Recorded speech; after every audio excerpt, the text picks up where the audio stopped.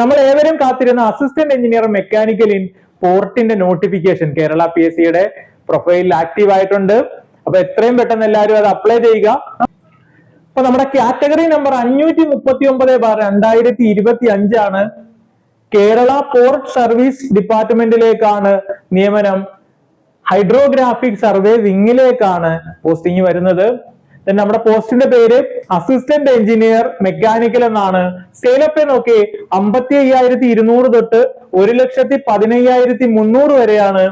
Direct recruitment ആണ്. Age limit നോക്കി 21 തൊട്ട് 40 വയസ്സ് വരെയാണ്. ഇതുവരെ ഒരു വേക്കൻസി ആണ് റിപ്പോർട്ട് ചെയ്തിരിക്കുന്നത്. ഇതിന്റെ ക്വാളിഫിക്കേഷൻ ആയിട്ട് പറയുന്നത് degree in mechanical engineering or it's equivalent, അല്ല എങ്കിൽ diploma in mechanical engineering with 5 year experience in the concerned field. അപ്പൊ എന്താണ് പറഞ്ഞിരിക്കുന്ന field? 5 years experience in the construction and maintenance of sea going or inland vessels. അപ്പൊ ഡിപ്ലോമക്കാർക്ക് 5 years experience വേണം, ഡിഗ്രിക്കാർക്ക് എക്സ്പീരിയൻസിന്റെ ആവശ്യമില്ല. അത് നിങ്ങൾ കൃത്യമായിട്ട് മനസ്സിലാക്കുക. ദെൻ അപേക്ഷ സമർപ്പിക്കാനായിട്ടുള്ള അവസാന തീയതി 14/1/2026 ആണ്.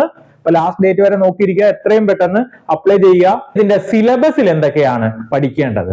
ഇതിന് എന്തായാലും അസിസ്റ്റന്റ് എഞ്ചിനീയർ ഇറിഗേഷന്റെ സെയിം സിലബസ് തന്നെ വരാനാണ് സാധ്യത. അപ്പൊ നമുക്ക് നോക്കാം.